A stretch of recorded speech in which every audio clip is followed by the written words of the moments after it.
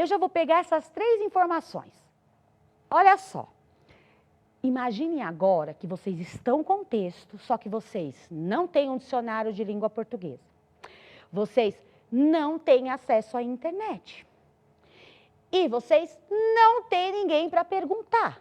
O que é que vocês podem fazer enquanto aquelas palavras estão ali no meio da leitura de vocês? Cadê? Ah, ó, o pessoal ainda está assim, nossa, mas sem nada. Gostei do Vinícius. Sem nada? É, sem nada. E aí? Ah, gente, ó, o pessoal falou anotar e ver depois. Não dá. Tenho que descobrir na hora ali. Eu desisto e leio outra hora. Não, sem ter que desistir. É uma leitura... Ah, gostei.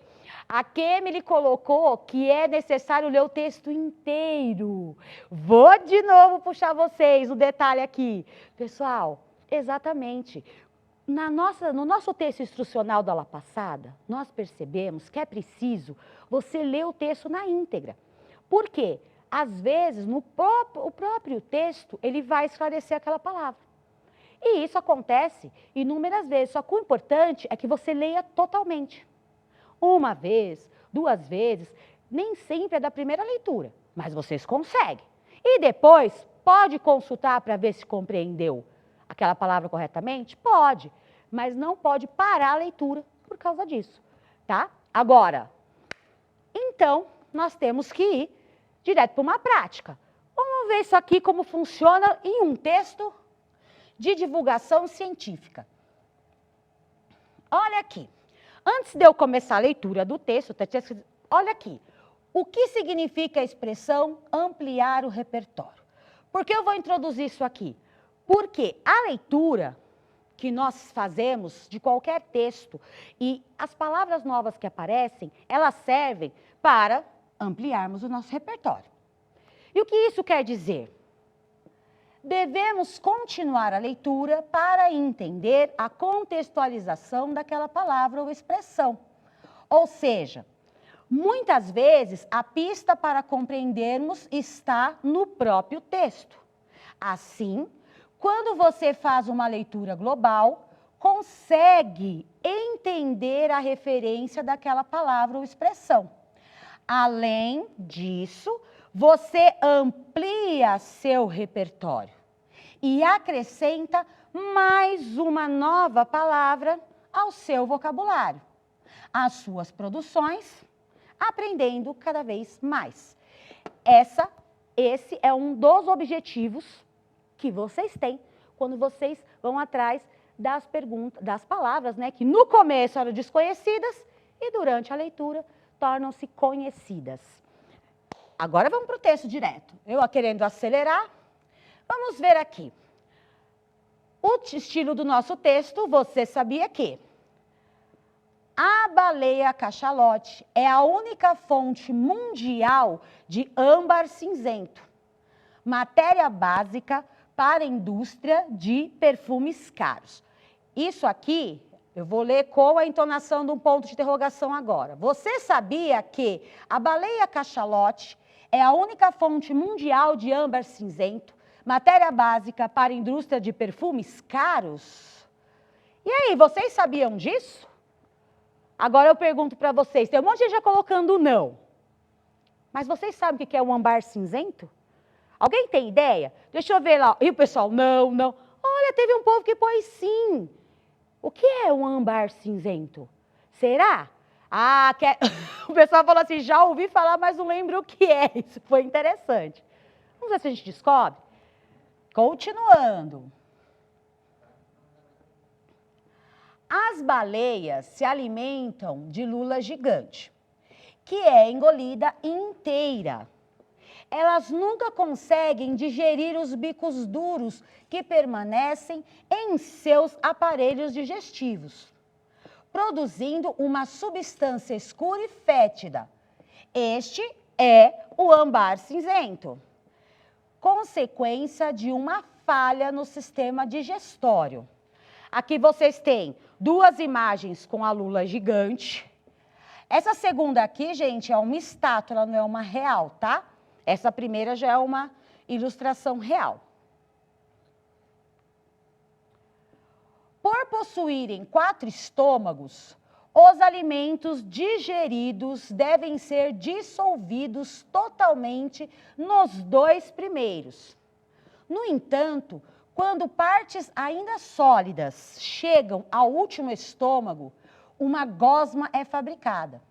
É a melhor substância conhecida para conservar o aroma dos perfumes e que tem um preço elevadíssimo.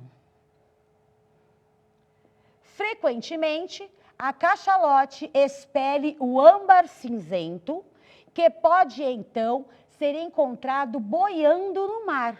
Ou seja, o vômito desse animal marinho tem odor parecido com esterco de vaca, mas que, com o passar do tempo em contato com a água, transforma-se em uma fragrância mais agradável, usada como matéria-prima na produção de perfumes caríssimos. E aí, antes de chegar para as palavras, eu quero saber de vocês. Eu vou começar aqui, ó, só no particular com vocês. Do que esse texto está falando? Qual é o assunto, o tema central do nosso texto? Quero saber ali, ó.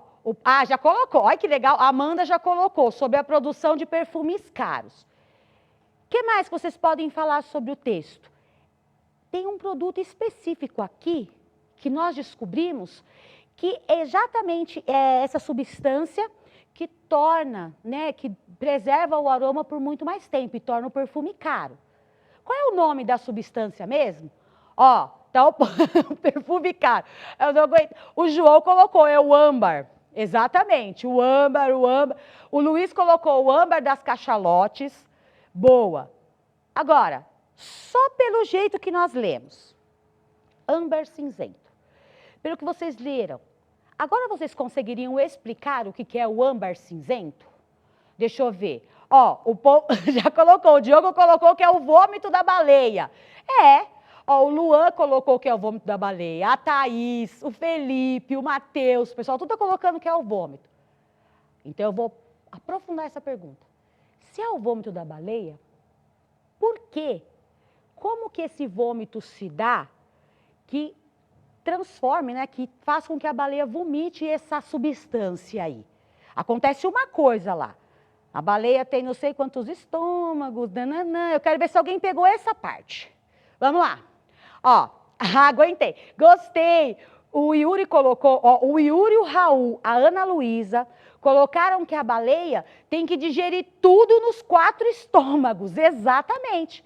E aí, quando ela não consegue digerir, acontece o quê? Ó, o vômito... Carlos Henrique colocou que o vômito da baleia é justamente quando chega, no final produz uma gosma. O Lucas colocou, o Carlos, ela vomita porque alguma coisa ela não conseguiu digerir. Ai, gente, a Ana Carla colocou eca, um monte de gente colocou eca. Gente, não é muito confortável, não é muito legal de falar sobre isso, mas, imaginem você, que é devido ao contato desse vômito com a água que torna aquele aroma, ele vai ser modificado, transformado e vai ser possível que se conserve aroma de qualquer outra fragrância de perfume fabricada e dá um cheiro agradável. Que coisa, né? Quem diria isso? Por favor, não façam isso com o vômito da gente, hein? O humano não dá certo, tá? Não dá. Agora, o povo colocando. Não, porque eu já li ali, o pessoal, será que com o humano dá certo? Não, não dá, gente, não dá. De jeito nenhum. Agora, vocês compreenderam o texto. Gostei. Eu vou fazer uma pergunta que está subentendida no texto, ou seja, é uma pergunta implícita. Por que é que vocês acham que o perfume fabricado a partir dessa substância que conserva o aroma torna o preço do perfume muito mais caro? E aí? O que o povo está colocando? Ó, a Rafaela, o Renan, a Ana Sofia colocou que deve ser difícil de conseguir. Exatamente, porque deve ser difícil. Teve gente que colocou porque o aroma dura mais. Mas a questão, essa substância, gente, ela não é tão fácil de encontrar. Né? Então, assim, isso também torna mais difícil mesmo. Agora, como nós vamos pôr isso em prática? Eu vou colocar o texto para vocês, com algumas palavras em destaque. Agora nós temos a atividade com vocabulário das palavras desconhecidas. Nós fizemos o debate.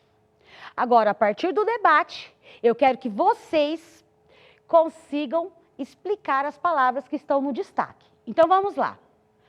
Você sabia que a baleia cachalote é a única fonte mundial de âmbar cinzento, matéria básica para a indústria de perfumes caros? Eu quero saber a palavra cachalote. O que vocês entenderam por cachalote? Ó, o povo tá aqui, ó, cachalote. É a baleia, gostei, agora todo mundo. Cachalote é a espécie da baleia. Então, aqui eu não preciso traduzir, digamos assim, eu estou falando da espécie da baleia, nossa compreensão. É a única fonte mundial de âmbar cinzento.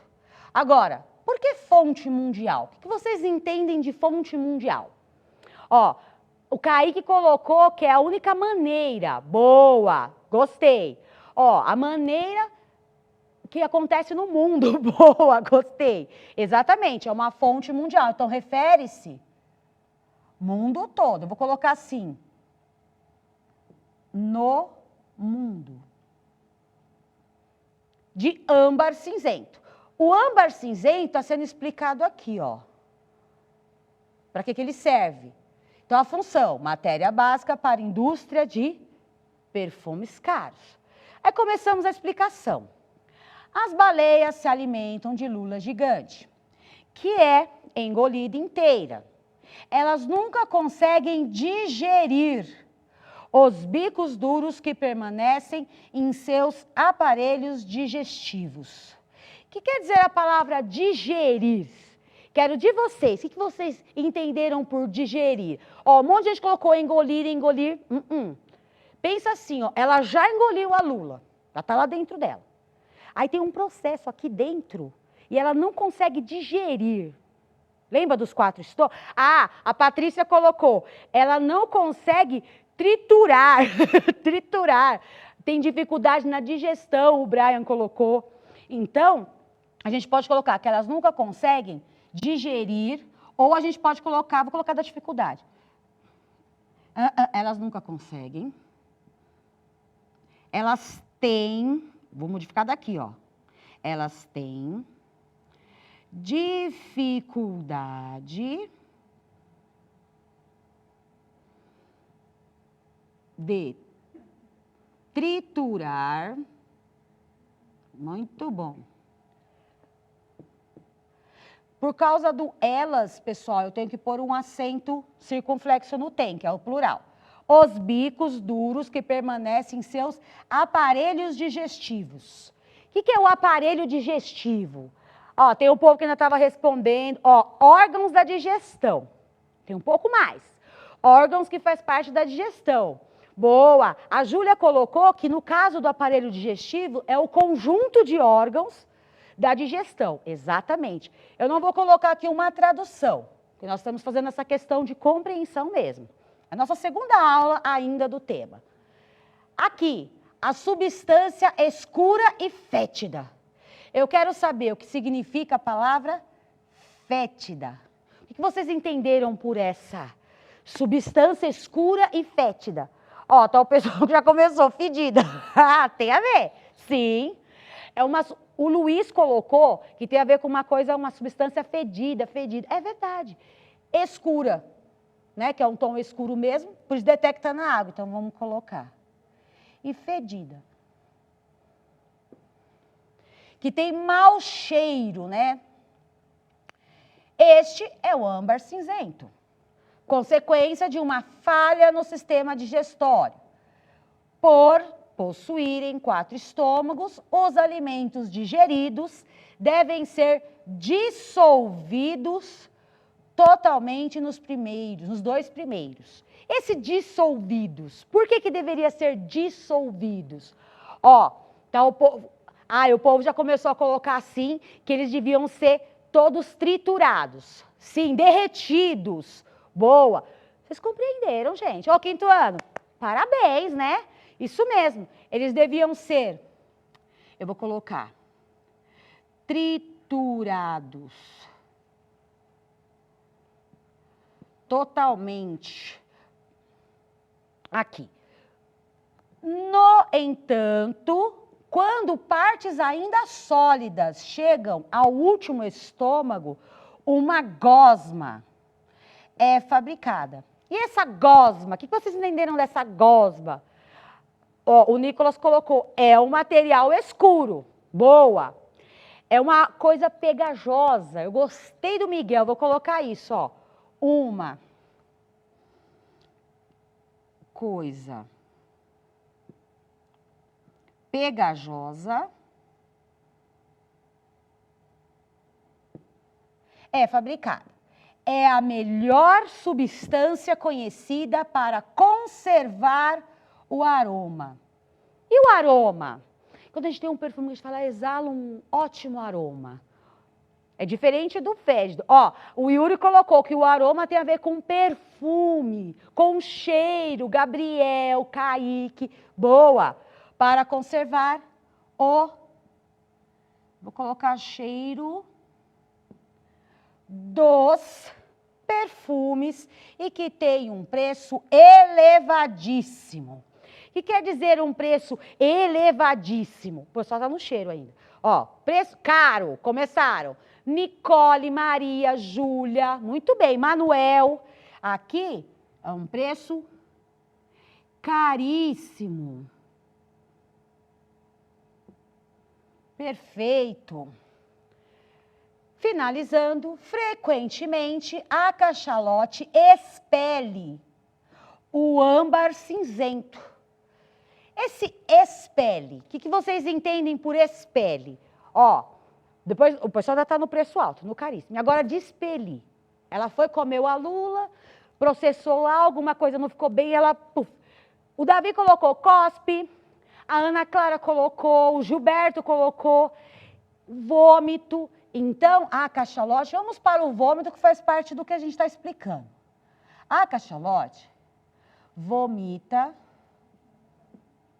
tem uma perninha, o âmbar cinzento, que pode então ser encontrado boiando no mar. Ou seja, o vômito, combinando aqui, desse animal marinho tem odor parecido com esterco de vaca, mas que com o passar do tempo, em contato com a água, transforma-se em uma fragrância.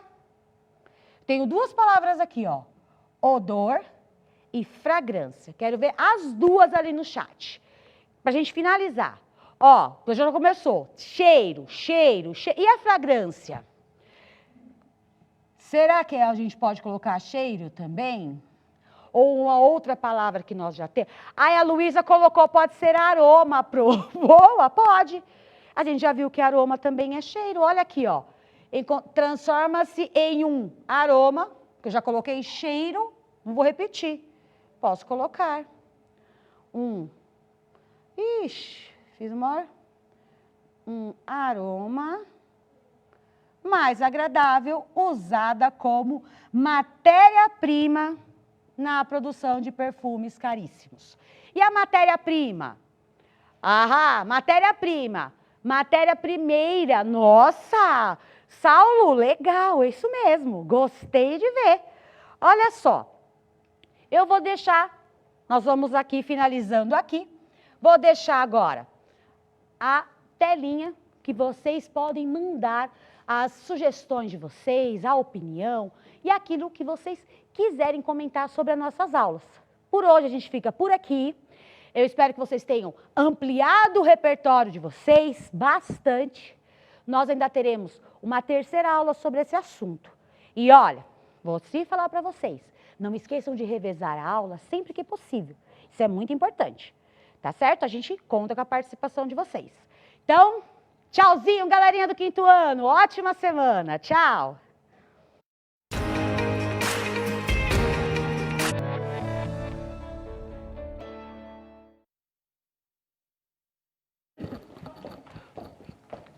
Boa tarde, bem-vindos, alunos do 5º ano, estamos de volta. Agora é a nossa aula de história, Tem um pessoal que falou tchau, já pode falar oi novamente, que estamos começando, só mudando o componente curricular. Eu sou a professora Regiane e eu espero que todo mundo esteja animado, porque temos novidade em história.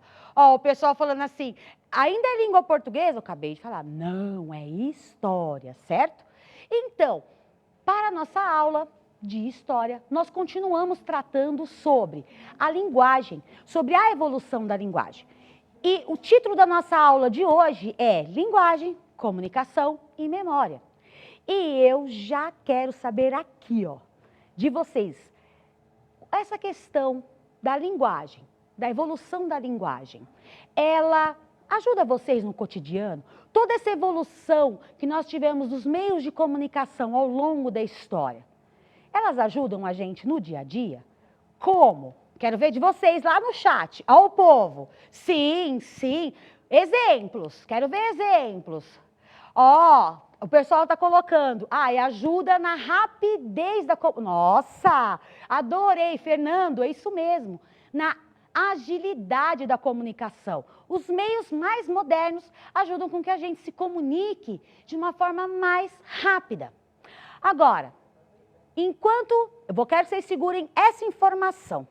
Essa informação vai fazer parte da nossa habilidade continueira, da continuada, né? Que é essa aqui, EF05HI06. Comparar o uso de diferentes linguagens e tecnologias no processo de comunicação e avaliar os significados sociais, políticos e culturais atribuídos a ela.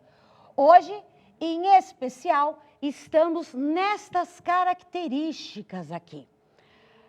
A questão da linguagem socialmente, culturalmente, que faz com que essa evolução faça parte da nossa história. Quando nós nos apropriamos dessa comunicação, a gente consegue fazer com que tudo ao nosso redor faça sentido. É assim que nós damos sentido. Agora, quero que vocês pensem. Vou aqui no detalhe para vocês. Olha só. O que é que essa evolução da comunicação, e o que vocês já colocaram da agilidade, qual é a relação que existe entre linguagens, que podem ser todas através de gestos, através da escrita, da oralidade, o que isso tem a ver com o meio social que a gente vive e com a memória de um povo, em conservar esta memória. Vamos ver quem consegue uma frase ali sobre isso. Olha, o pessoal falou difícil, o Caio colocou difícil essa. Não, não é não. É fácil, pensem. A gente comunica. Ó, adorei. O Aldo colocou que a nossa memória só é registrada através da linguagem. Boa! Nós podemos intervir na cultura com a nossa linguagem. Excelente, 5º ano. Exatamente. E nós temos inúmeras formas para comunicar. Agora, vamos nos aprofundar entre algumas questões aqui específicas. Olha aqui. Com o surgimento da linguagem e sua evolução, várias formas de comunicação foram inventadas pelos seres humanos. Hoje, nos comunicamos de uma forma bem diferente e mais rápida. Quais dessas formas de comunicação você utiliza mais? Olha aqui, vocês têm vários exemplos na primeira e vários na segunda. Quero saber de vocês no chat. Quais as formas que vocês mais utilizam para comunicação? Ó, o pessoal já colocou o Gabriel celular, o Pedro celular, o Alan internet, a Maria Luísa arrasou. Ela falou que a imagem do computador resume tudo que ela usa. Eu tenho nas duas, eu tenho aqui um computador e aqui também. E essas imagens simbolizam que o próprio computador com acesso à internet possibilita as diversas formas de comunicação. Mas a maioria colocou celular. Muito legal. Internet, notebook, exato, são os mais rápidos. Agora, vamos continuar com os meios. Atualmente, também é muito comum o uso de símbolos na comunicação. Alguns podem ser compreendidos facilmente por diferentes povos, de diferentes idiomas, utilizados para avisos, comunicados ou proibições, substituindo a linguagem escrita. Você consegue identificar estes símbolos? E eu pergunto para vocês, eu vou marcar um a um. Quem sabe o que esses símbolos significam? Primeiro aqui, ó. É reconhecido mundialmente. Tiago, reciclagem. Eu vou colocar na diagonal por conta do espaço. Reciclagem, boa. E este segundo símbolo aqui, ó. O que ele significa? O pessoal ainda está... Isabelle, não fume. Ou proibido fumar, que eu já li ali, alguém colocou. Não fume. Perfeito. Esse terceiro símbolo aqui, ó. Quem sabe que... Esse é mais difícil. Ó, o Juan colocou cadeirante, não é bem isso. A gente tem uma coisa um pouco maior. Ai, nossa, o Enzo colocou acessibilidade. Exato. Aqui, eu tenho uma questão onde existe a possibilidade de lugares adaptáveis. Adaptados, por isso a gente coloca que é um símbolo de acessibilidade. E aqui o último. Eu já vi um pessoal colocando aí, ó. Wi-Fi. Esse foi todo mundo rápido. Ou seja, sinal de Wi-Fi. Eu vou colocar sinal, 1, 2, 3, de Wi-Fi, internet. Internet presente. Vamos traduzir meio que ao pé da letra. Agora, colocaram os símbolos, nós nos comunicamos através de tudo. E também sabemos que é graças à história e a essa troca de informações, a passar a memória de um povo para o outro, nós temos a formação dos idiomas. Olha só, acredita-se que existam mais de 6.000 idiomas diferentes no mundo, segundo diversas pesquisas. Por isso é importante o aprendizado de outros idiomas que ajuda a compreender o mundo atual, globalizado. Você imagina por que tantos idiomas apareceram? Quero saber de vocês. Por que vocês acham que apareceram tantos idiomas assim? Ó, aí o povo está colocando que cada um mora em um país. Mas como é que ele surgiu? Ah, agora gostei. O Gustavo colocou que depende da formação. Depende de muitos fatores, o André colocou. Exato. A formação social daquele lugar. Quem colonizou? Os povos que participaram dessa construção. E para isso, nós vamos falar sobre o nosso. Olha aqui. Perceba até que o processo de formação de línguas é um processo histórico, ligado diretamente à formação cultural, à colonização do lugar e às migrações, imigrações e etc. Países onde o português é o idioma oficial. Aqui nós temos 9 países onde a língua portuguesa é oficial. E isso se prolongando pelo mundo. Agora, quero de vocês uma curiosidade aqui interessante. Eu vou direto. Além disso, nós temos 274 idiomas indígenas, falando só do Brasil. E olha só, não é só isso. A formação e a evolução da linguagem, ela acontece também com a adoção não só da língua portuguesa, mas de um segundo idioma. Vocês sabiam que aqui a gente não tem como língua oficial apenas o idioma português? A língua portuguesa? Não. A gente tem uma segunda. Então, agora para nossa surpresa, para a nossa atividade, nós vamos falar dessa segunda. Eu vou convidar para nós aqui, nós vamos convidar agora 2 pessoas que trabalham muito essa questão do idioma e que vocês às vezes veem na telinha ali, que é uma representante da Libras, a segunda língua oficial do Brasil. E eu quero convidar, por favor, Adriana e Raíssa.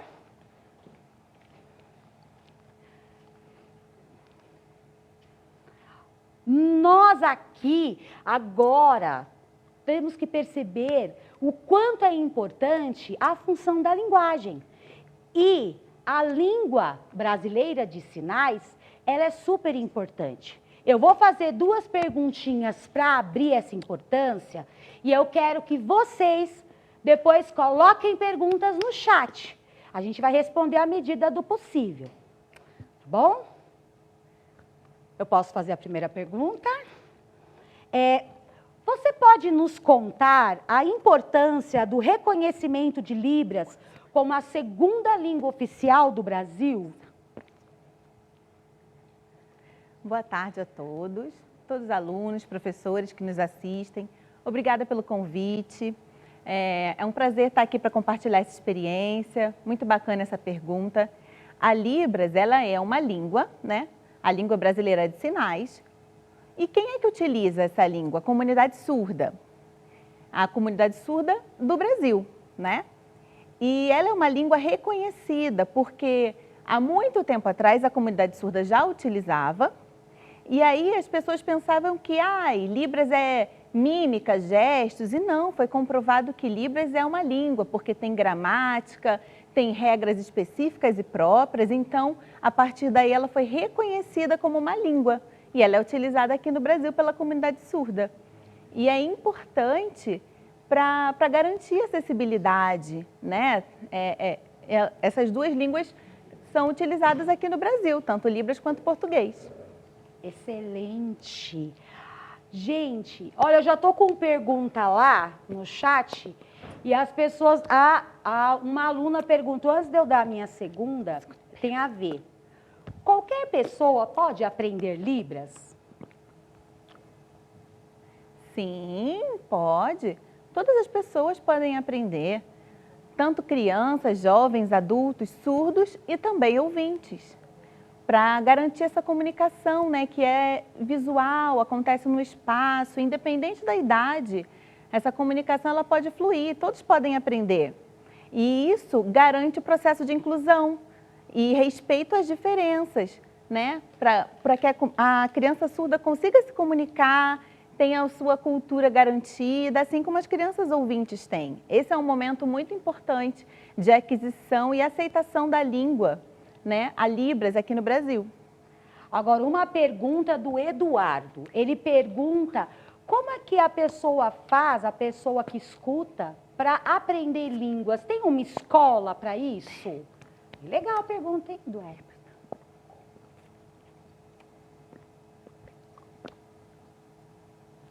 Então, aqui no Brasil nós temos associações, como por exemplo a FENES, né, que está em vários locais do território nacional e oferecem curso de Libras. E quem são os professores? Surdos. São os próprios surdos que ensinam para a comunidade que tem interesse de aprender, assim como outras línguas orais, francês, espanhol, né? O ideal é que um nativo daquela língua ensine, porque tem uma estrutura, tem uma metodologia, uma sintática, né? E aí não é de forma oral, é visual.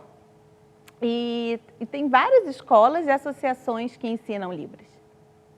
Olha, agora a pergunta do Jonathan, e a parecida com a da Maria Eduarda, é que como se faz quando é uma música que aparece na aula?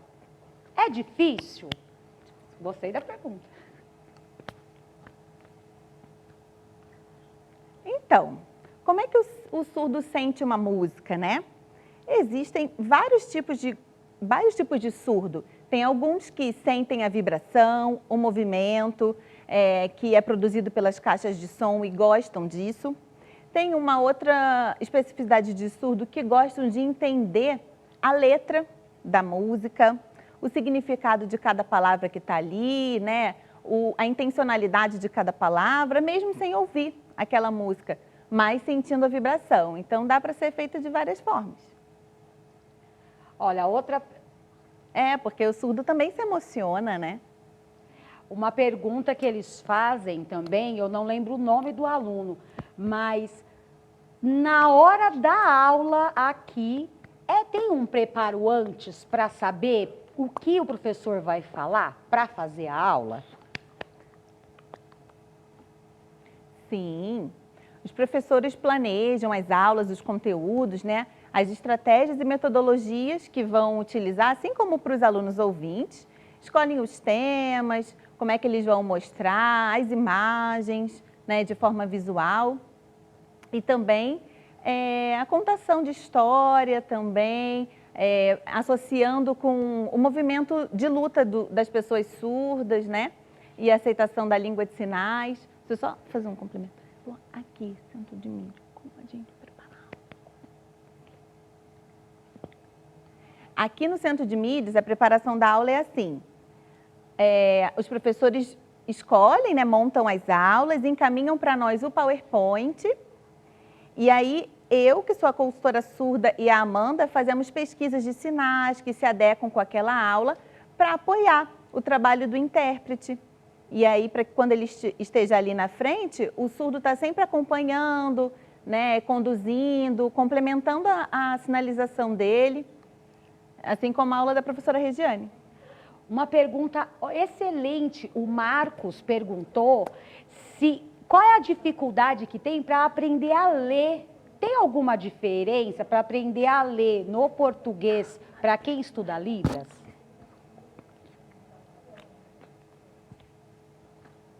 Então, olha só, ótima pergunta, uma pergunta bem importante. Mas o que o surdo aprende? Ele aprende o português escrito. Porque o português, ele é a segunda língua do sujeito surdo. É importante que ele saiba ler, né? Então, assim como os ouvintes, eles aprendem o português e podem aprender uma outra língua, como o inglês, por exemplo, o surdo, ele precisa aprender o português para também conseguir se comunicar aqui no Brasil, né? E assim se tornar um sujeito bilíngue. Porque pode ser inglês, espanhol, português. Existem professores surdos que ensinam essas outras línguas. Francês, por exemplo, existem professores surdos que lecionam. Então, dá sim. Eu acredito que a comunidade surda seja muito capaz. Isso é ótimo. Outra pergunta bacana. A Ana Luísa e o Alexandre perguntaram se o alfabeto que nós temos em Libras é igual no mundo inteiro. Boa pergunta. O alfabeto manual, que a gente aprende, essas letras aqui que eu fiz, por exemplo, elas são utilizadas no Brasil. Não existe um padrão, porque cada país tem a sua própria língua, tanto oral quanto língua de sinais. Não é uma língua universal. Então, aqui no Brasil, seja em cada região, por exemplo, Paraná, São Paulo, Minas Gerais, a gente utiliza esse mesmo alfabeto manual. Mas outros países têm diferenciações. Muito bem.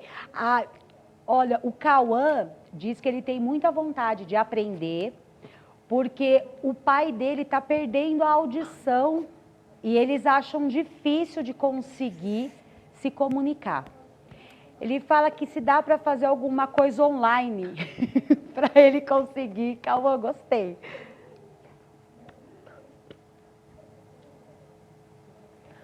Olha, existem alguns cursos à distância, tem que dar uma olhadinha na internet. Alguns, procura na sua região, né? Pode ser que o local que você more tenha uma associação que ofereça esse serviço. Alguns cursos são gratuitos, outros pagos.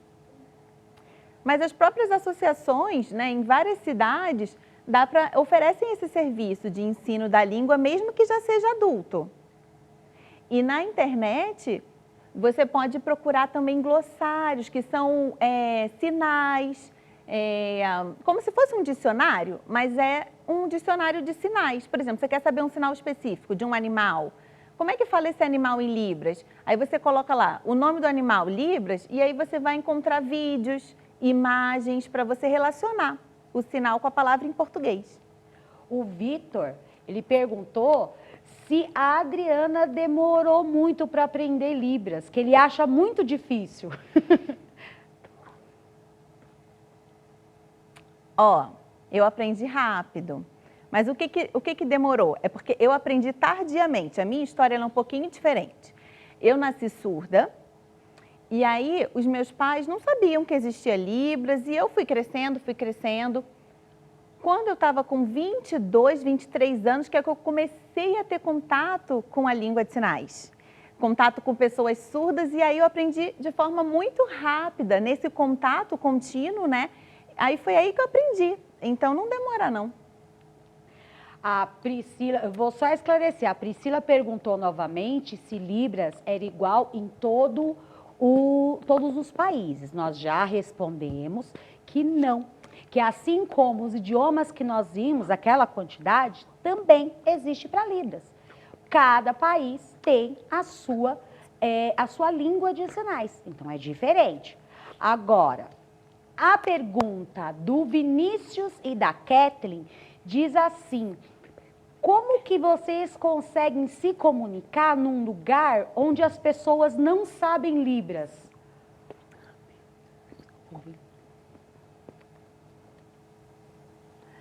Então, por exemplo, no Brasil a gente tem uma legislação, né, é a lei da inclusão, que obriga que os lugares públicos tenham pessoas que façam atendimentos diretamente em língua de sinais. Alguns bancos têm intérpretes, alguns hospitais, mercado, por exemplo, não tem.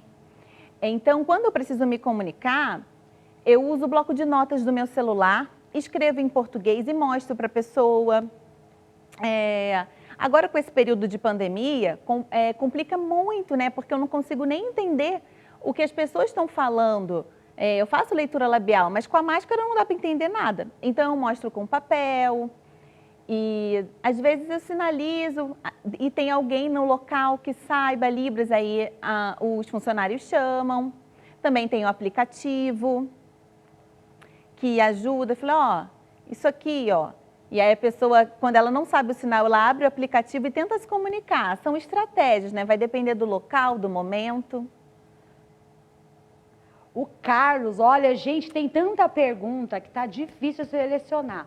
O Carlos colocou, e como seria, já que Libras é diferente nos países, a pessoa estudar um outro idioma que não seja o português?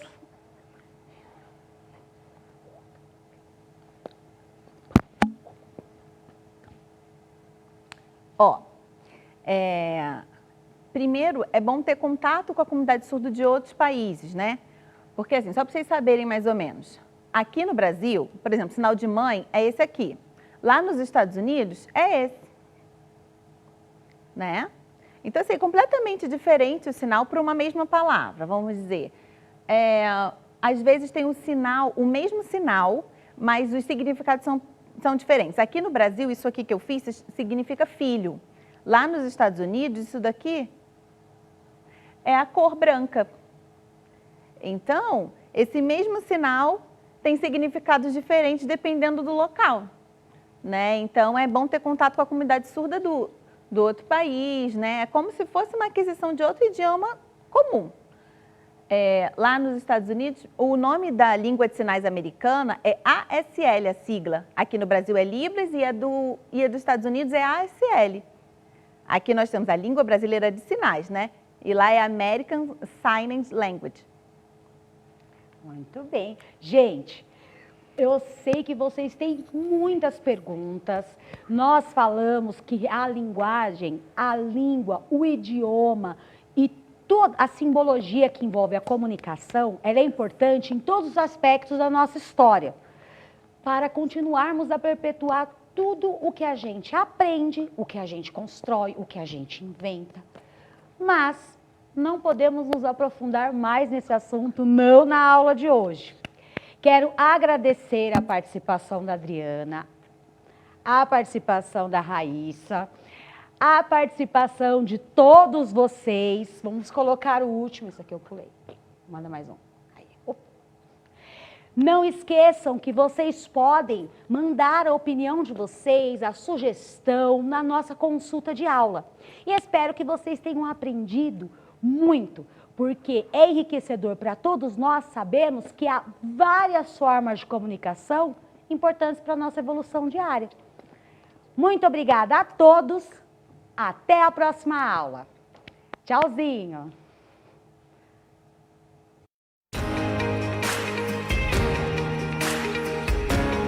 É livre para todos os públicos.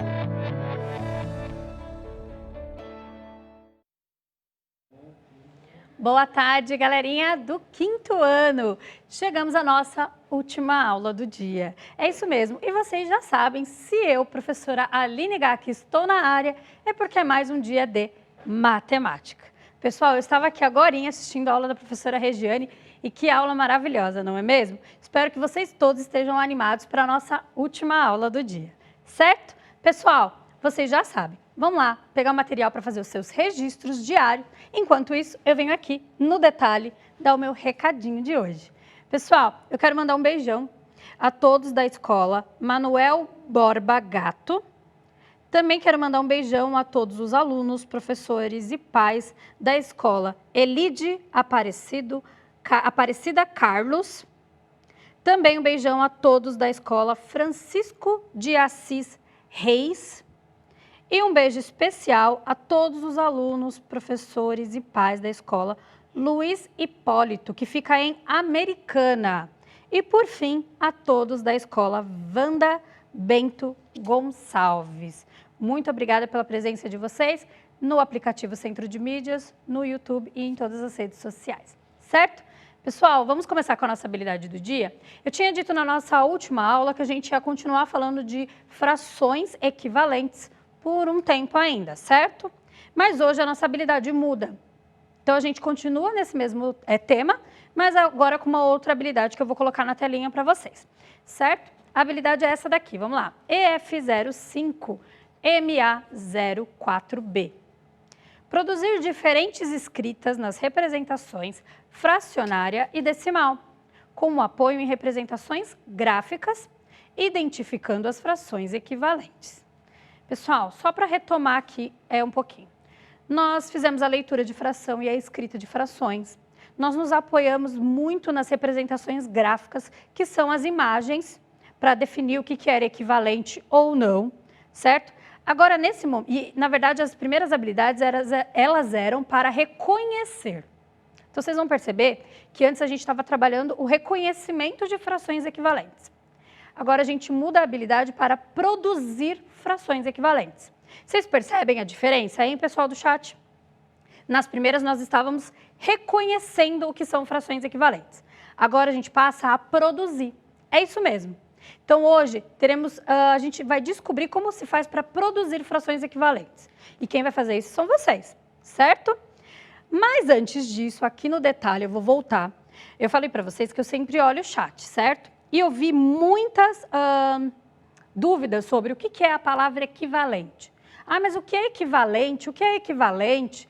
Eu vou explicar um pouquinho para vocês. Eu resolvi trazer essa dúvida para a gente tirar aqui no ar, certo? Equi seria de igual, igual. E valente não é de corajoso. Valente é de valor. Então, seria equivalente, valor igual. Alguém está com alguma outra dúvida? Deu para entender? Então, equivalente seria de valor igual. Equi de igual e valente não é de corajoso, é de valor. Tudo bem? Tudo certo? Deu para entender agora o que seria equivalente? E aí? Ó, o pessoal está dizendo que sim, está dando para entender. Ótimo, então vamos lá, galera, vamos começar. Retomando, em nossa aula anterior aprendemos a identificar frações equivalentes e a determinar se uma fração é maior ou menor que outra. Hoje aprenderemos como descobrir uma fração equivalente a partir de algumas operações matemáticas. Então, hoje a gente não vai se apegar muito na representação gráfica, nas imagens. Hoje a gente não vai usar muito as imagens. A gente vai aprender na prática, com operações, como a gente descobre frações equivalentes. Certo, pessoal? Vamos lá.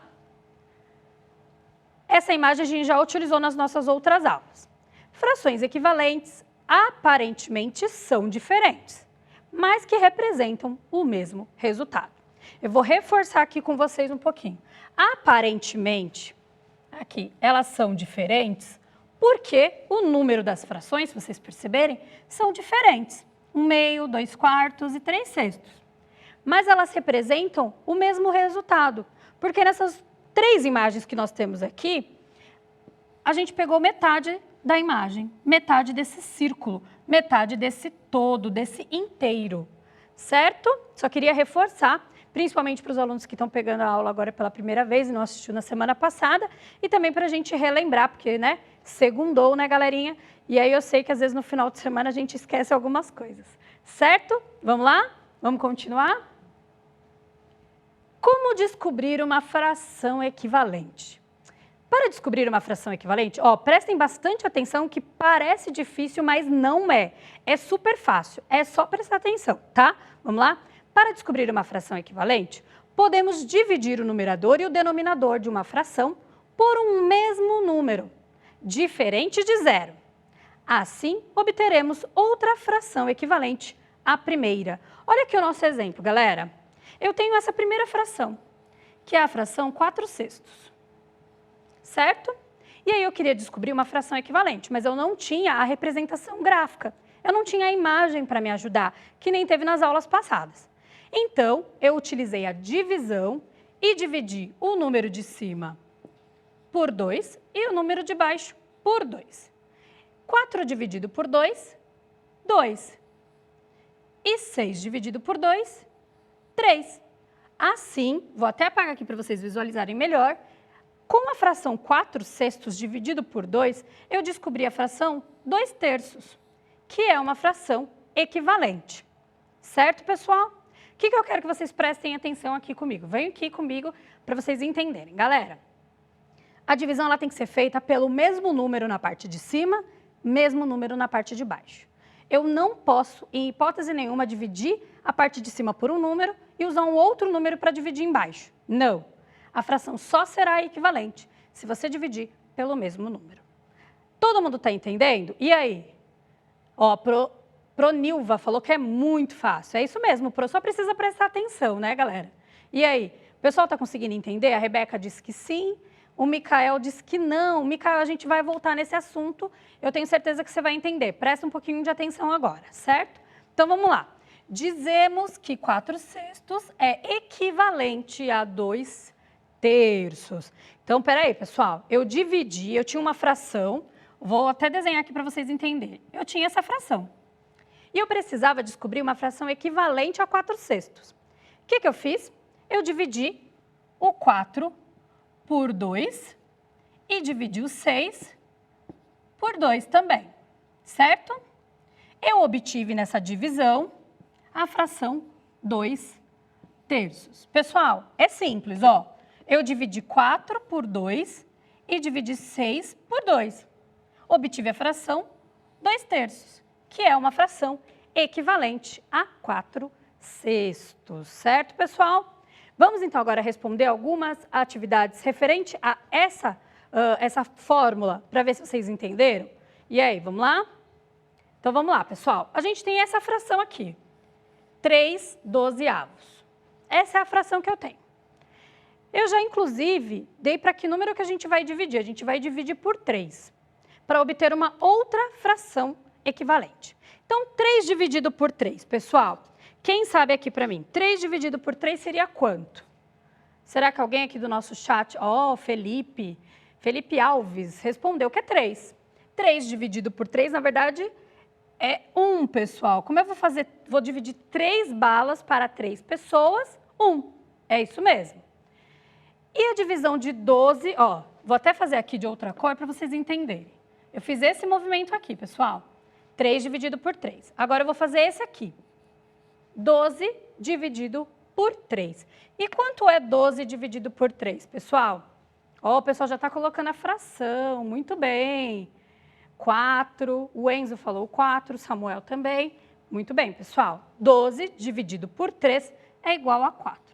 Então, prestem atenção, podemos dizer que a fração 3/12 é equivalente à fração 1/4, certo, pessoal? Aqui na do lado, a gente é um pouquinho diferente. Nessa do lado, eu dou a fração 6/9 e dou aqui, ó, o denominador. Mas eu não dou por que a gente dividiu. Por que número a gente fez essa divisão? E aí, pessoal? Mas aí é fácil, hein? Aluno investigador do 5º ano vai pensar o seguinte. Vamos lá. Eu tenho 9 aqui. 9 dividido por quanto que vai dar 3, pessoal? 9 dividido por quanto que vai dar 3? Será que vocês sabem? E aí? Flávia respondeu, o Breno. E aí? O Kelvin.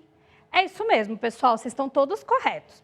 9 dividido por 3, não é isso? 9 dividido por 3 vai dar 3. Então, já que eu descobri que aqui é divisão, a divisão é por 3, é só eu colocar aqui também. Aqui a caneta não é tão precisa, eu vou tentar desenhar mais bonitinho para vocês. Pronto, então aqui eu já sei que a divisão é por 3, certo? 6 dividido por 3, pessoal, 2. Então, 6/9 é equivalente a 2/3. Todo mundo conseguindo entender, pessoal? Pro, então, peraí. Você está me dizendo que para eu encontrar uma fração equivalente, onde eu não utilizo a representação gráfica, quer dizer, eu não utilizo o desenho, eu só preciso dividir o numerador e o numerador por um número? É isso, Pro? Sim, vocês estão corretos. Mas essa não é a única forma. Nós temos uma outra forma de achar frações equivalentes, que eu vou mostrar para vocês agora. Vamos lá, pessoal? Tem gente dizendo que está difícil. Galerinha que está achando difícil. Primeiro, se acalme e preste atenção. Eu tenho certeza que vai ficar fácil, tá? Vamos lá? Para descobrir uma fração equivalente, podemos multiplicar o numerador e o denominador de uma fração por um mesmo número, diferente de 0. Assim, obteremos outra fração equivalente à primeira, galera. Então, vamos lá, a gente usou a divisão na primeira e agora a gente vai usar a multiplicação. Vamos lá? Aqui, pessoal, eu tenho essa fração, a fração 2/3, certo? Nessa fração 2/3, eu multipliquei por 2 e deu a resposta 4, porque 2 vezes 2 é igual a 4. E aqui eu multipliquei também por 2, porque eu tenho que multiplicar a parte de cima, quer dizer, o numerador e o denominador, por um mesmo número diferente de 0, certo? Então, vamos lá. Aqui 2 vezes 2 é igual a 4 e 3 vezes 2 é igual a 6. Assim, eu obtive a fração 4/6. Podemos, então, dizer que a fração 2/3 é equivalente à fração 4/6, pessoal. Então, a gente pode utilizar a divisão e agora a gente viu utilizando a multiplicação. Mas agora, vamos mão na massa? Vamos colocar isso em prática? Para a gente ter certeza se isso dá certo ou não? Vamos lá, pessoal. Complete para que as frações sejam equivalentes. Então, aqui a gente tem uma fração que é a fração 3/8. E aqui eu já dei para vocês a multiplicação. É uma multiplicação por 2, certo? Lembrando, multiplicar o numerador e o denominador pelo mesmo número, certo? Então, vamos lá. 3 vezes 2, quanto que é, galera? 3 vezes 2? 6, muito bem, pessoal. E 8 vezes 2. Quanto é 8 vezes 2, pessoal? Olha, tem gente já colocando a fração completinha, muito bem. Mateus, o Paulo, é 16. Então, podemos dizer que a fração 3/8 é equivalente a 6/16, correto. Vamos fazer a do lado? Então, vamos lá. Na do lado, eu dei a fração 2/3. E, de novo, eu não dei qual vai ser a nossa multiplicação. Mas eu dei aqui, ó, o denominador da fração equivalente. Um dos números já está completo, que é o 9. O que a gente tem que pensar aqui? 3 vezes quanto que dá 9, galera? 3 vezes quanto que vai dar 9? E aí? Proelisete, Maria Clara, Igor, todos eles responderam 3. 3 vezes 3 é igual a 9. Vocês estão corretos? 3 vezes 3 é igual a 9. Então, olha o movimento que a gente fez. Eu estou fazendo com bastante calma para vocês entenderem, pessoal. 3 vezes 3 igual a 9, certo? Então, já que eu tenho que multiplicar o numerador e o denominador pelo mesmo número, em cima também vai ser vezes 3, certo? Então, 2 vezes 3 é igual a 6. Então, podemos dizer que 2/3 é equivalente a 6/9. E aí, pessoal, agora vocês estão conseguindo entender o que é fração equivalente e como encontrar sem o apoio gráfico? Sim ou não? E aí? O Brian disse que está conseguindo entender. E aí, galera, tem gente que ainda está dizendo não. Para esses alunos que ainda não estão entendendo, primeiro, essa é só a primeira aula dessa habilidade. A gente ainda vai fazer essas operações várias outras vezes, certo? Mas a minha dica é reassista a aula depois. Quando você reassiste a aula, aquilo que ainda ficou uma dúvida, de repente você consegue tirar com um pouquinho mais de atenção. Certo, pessoal? Mas não é difícil. Lembrando que a gente tem que ou multiplicar ou dividir o numerador e o denominador pelo mesmo número diferente de 0. Certo? Até aí, tudo bem? Eu quero agora ensinar para vocês uma outra maneira que eu não coloquei aqui nos nossos slides, mas é uma maneira também muito legal, que eu quero ensinar para vocês. Vamos lá. Vou dar aqui o jeitinho, vou mostrar para vocês o jeito. Eu tenho essa fração aqui, ó, 4/6. Certo? Eu quero descobrir a equivalência desse 4/6. Aí, aqui desse lado, eu tenho 6, por exemplo. Vamos lá, 6. E eu não tenho aqui. Opa! Não tenho esse de baixo. E eu preciso descobrir. Aí você vai falar, professora, mas não dá para multiplicar esse 4 por nada que vai dar 6. E nem dividir esse 4 por nada que vai dar 6. O que eu faço agora, professora? Eu não estou entendendo. Galera, primeiro se acalma e vem comigo. Matemática é só se acalmar, vamos lá? Olha, a Promichele, muito bem, a Promichele falou cruza. É isso mesmo. A gente vai trabalhar cruzando essa fração. Olha a dica, ó, só o detalhe aqui rapidão. Pessoal, não é mágica, é matemática. Juro, presta atenção aqui na prova, vamos lá. Pessoal, vamos lá. 6 vezes 6 é quanto? 6 vezes 6. Quanto é 6 vezes 6? Ó, imagina que aqui a gente tem um vezes. 6 vezes 6. Vou até apagar para ficar mais bonitinho aqui para vocês. Vamos lá. Vamos imaginar aqui, ó. 6 vezes 6. Quanto é? Todo mundo falando 36, 36. Entendi. 36. Opa! 36, não é isso? 4 vezes quanto que vai dar 36, galera? 4 vezes quanto vai dar 36? E aí, vamos lá, pesquisar na tabuada do 4. 4 vezes quanto vai dar 36? E aí, ó, o Enzo já deu a resposta. Isabela, Sofia, todo mundo está me dizendo 9. É isso mesmo. Então, eu vou substituir aqui o meu sinal por 9. Porque 4 vezes 9 também é igual a 36. Vamos lá a regrinha. Vamos lá que eu vou explicar a regrinha para vocês. A regra é a seguinte. Não identifiquei pela multiplicação, não identifiquei pela divisão, mas eu preciso encontrar a equivalência. O que é que eu faço? Se você já tiver um dos elementos, que nem aqui, ó, pessoal, vou voltar aqui na minha lousa, vamos lá. Eu já tinha essa fração completa e essa aqui do lado, eu só tinha a parte de cima, certo? Eu já tinha um dos elementos. O que eu fiz? Eu cruzei. 6 vezes 6 é igual a 36. Então, quando uma fração é equivalente, ó, quando as frações elas são equivalentes, o produto de uma diagonal é igual ao produto da outra diagonal. Então, aqui a resposta, para ela ser equivalente, teria que ser 36 nos dois. Então, 6 vezes 6 igual a 36. Eu teria que ter 36 aqui embaixo também. Então, eu só descobri 4 vezes quanto que dá 36? 4 vezes 9, pessoal, que é igual a 36. Vocês querem que eu faça mais uma dessa, da gente cruzar? Ou deu para entender já na primeira? E aí, pessoal? Quer que repete essa ou não? Sim? Tem um aluno dizendo que sim. Então, vamos fazer de uma outra maneira? Vou apagar aqui. Vamos lá. Essa com cruzamento, hein, pessoal? Eu tenho essa fração, 2/5, certo? E aqui eu vou ter 20. Eu já tenho 20, certo? E eu preciso descobrir uma fração equivalente onde o denominador é 20, certo? Então, vamos lá. A gente tem que pensar o seguinte. Vamos pensar que aqui tem um sinalzinho de multiplicação, né? E aí a gente vai fazer assim. 2 vezes 20.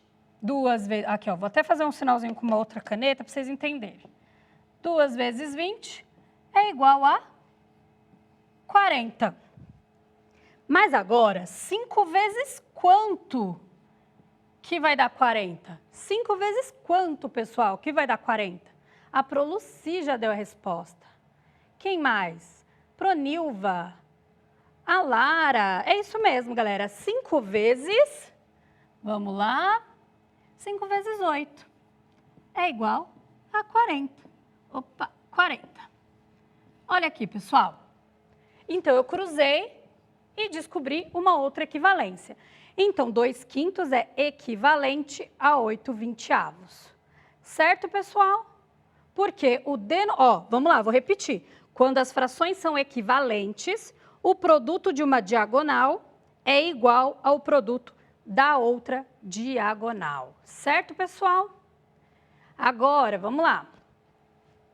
Já descobri pela multiplicação, já descobri pela divisão, já descobri cruzando. Então, eu já descobri hoje 3 maneiras de encontrar frações equivalentes. Certo? Vamos aqui para a nossa representação gráfica. Eu quero uma fração equivalente a 1/2. E aí, pessoal?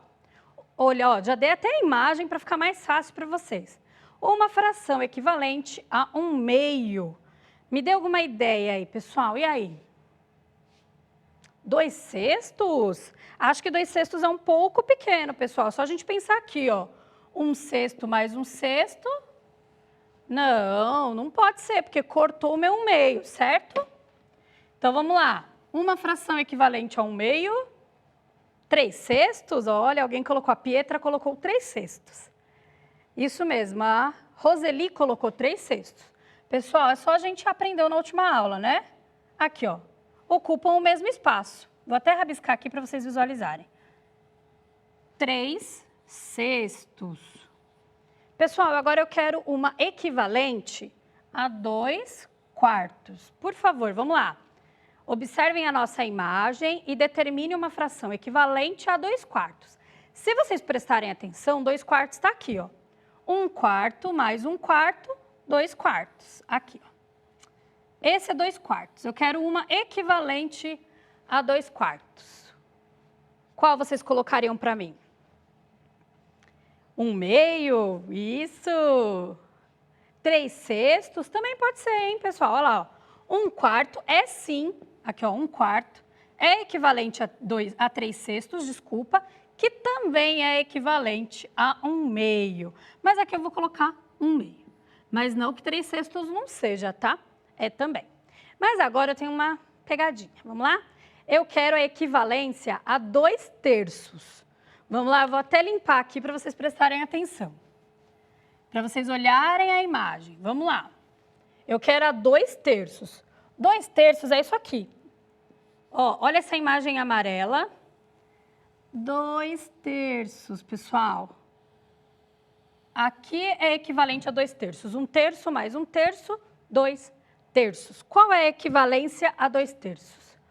Olha, Keijili, acho que é assim o nome, Juan, Pablo, Jorge, todos eles falaram 4/6. Vamos ver? Aqui, ó. 1/6 mais 1/6, mais 1/6 e mais 1/6. Vou subir, é isso mesmo. 2/3 é equivalente a 4/6, galerinha. Então, vamos lá. Só retomar bem rapidinho. Hoje aprendemos a encontrar frações equivalentes pela multiplicação, pela divisão e cruzando os fatores, certo? Também olhamos aqui um pouquinho a representação gráfica. Vamos à atividade do dia? a atividade para vocês reforçarem em casa, se vocês realmente aprenderam, realize as operações e descubra frações equivalentes. Aqui eu tenho uma por divisão e uma por multiplicação, galera. Caprichem, faça no caderno bem legal. Eu adoro quando o caderno é colorido e caprichado. Façam bem bonito, pessoal. Marca a professora Aline Gack, marca eu no CMSP. Lembrando, eu multiplico... Ó, a Alininha aí, pessoal. Lembrando, eu multiplico ou eu divido sempre pelo mesmo número, numerador e denominador. Certo? Aqui, pessoal, QR Code ou o linkzinho para vocês avaliarem a aula de hoje, pessoal. Amanhã a gente volta nesta mesma habilidade. Espero que vocês tenham gostado e tenham aprendido bastante hoje. Treinem em casa e amanhã a gente se vê. Beijão, tchau, tchau.